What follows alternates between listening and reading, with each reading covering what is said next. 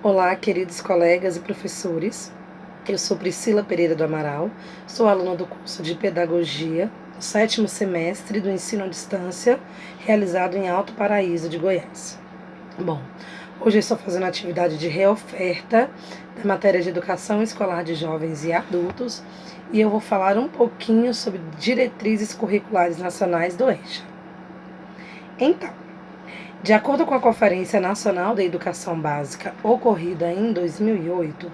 para que a educação de jovens e adultos possa ocorrer efetivamente, é necessário consolidar uma política de educação de jovens e adultos, concretizada na garantia de formação integral da alfabetização e das demais etapas de escolarização ao longo da vida,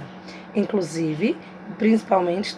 aqueles que vivem em privação de liberdade.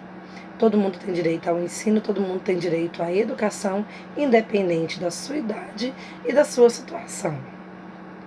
Então, de acordo com esses posicionamentos, existem alguns fatores que nós vamos destacar agora. Eles são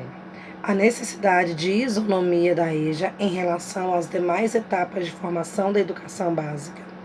a criação de um sistema nacional integrado para a EJA, no tocante da avaliação e monitoramento, formação permanente e específica para profissionais de educação com foco em EJA, destinação de verbas para estados e municípios especificamente para aplicação em EJA e contratação de professores licenciados para essa atuação. Os professores eles devem ser 100% formado, ele deve ter uma boa formação, uma formação completa para exercer essa atividade, essa atuação em EJA. Enfim,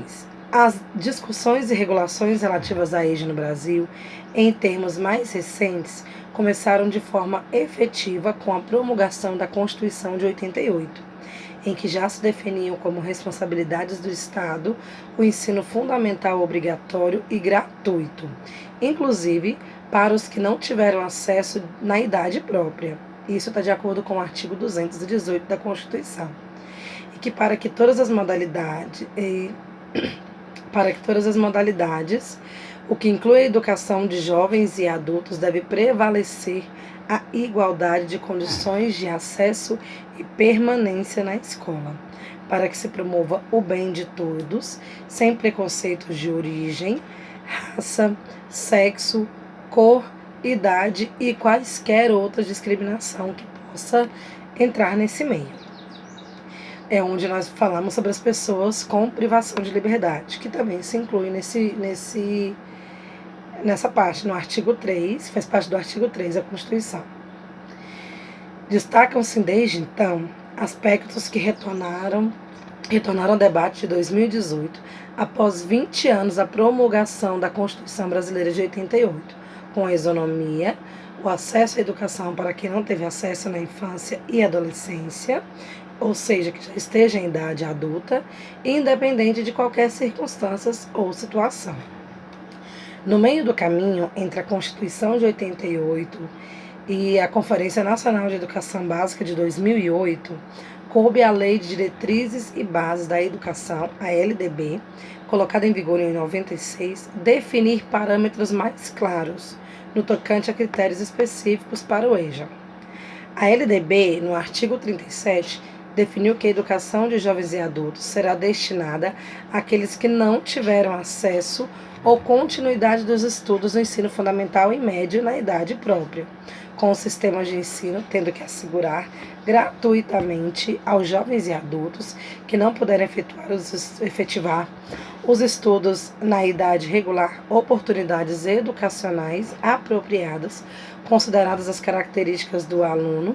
seus interesses, condições de vida e de trabalho, mediante cursos e exames, e cabendo ao poder público viabilizar e estimular o acesso e a permanência do trabalhador na escola. A LDB ainda, no mesmo artigo 37, propõe e promove a articulação da EJA com a educação profissional. Então, o poder público ele tem a obrigação de manter com verbas e auxílios, de manter as instituições para que esse trabalho aconteça. para que esse trabalho aconteça e para que jovens e adultos que por alguma circunstância não teve a oportunidade ou não pôde concluir o ensino na idade regular, tenha a oportunidade hoje de voltar à sala de aula e de terminar os seus estudos. A educação, ela é direito, ele é um direito de todo cidadão, independente da situação em que se encontra. Além do que do que eu disse anteriormente, na mesma Lei de Diretrizes e Bases da Educação Nacional, no artigo 38, ainda em referência à EJA, a proposição de que os sistemas de ensino mantenham cursos e exames supletivos que compreendam a Base Nacional Comum do Currículo, habilitando ao prosseguimento de estudos em caráter regular. Sobre os exames, o que se especificam são provas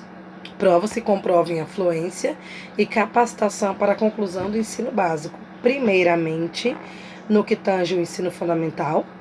para maiores de 15 anos, e no segundo patamar para o ensino médio, que normalmente para os maiores de 18 anos. Só que recentemente, com as discussões relativas à criação da BNCC, que é a Base Nacional Comum Curricular, que já havia sido mencionada na LDB no artigo 38, a educação de jovens e adultos voltou a ser parte dos itens de discussão. No primeiro momento, nas versões 1 e 2 surgidas no debate nacional, houve algum foco específico em EJA, como se pode perceber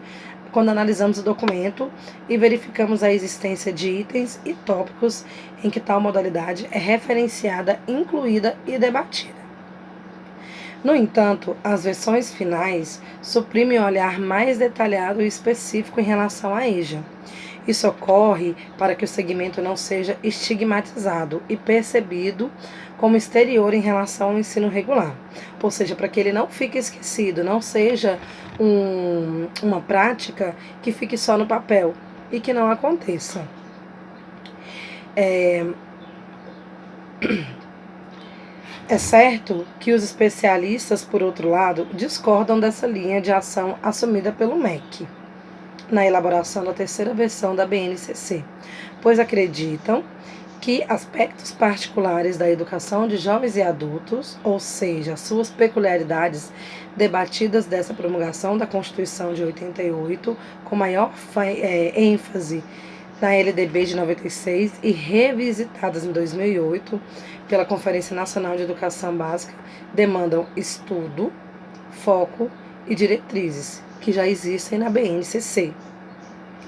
Questões como a definição dos limites etários, a formação de educadores com foco em EJA e definição de um sistema de alcance nacional para este segmento, o estabelecimento de modelos de avaliação e metodologias específicas a serem utilizadas na formação de jovens e adultos e ainda a aproximação com cursos técnicos demandam regulação.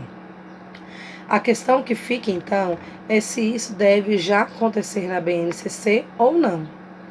Porque existe, de certa forma, uma queda de braço, digamos assim, entre o MEC e especialistas que ocorre justamente em virtude da questão de quando, onde e como essas especificidades serão definidas e publicadas.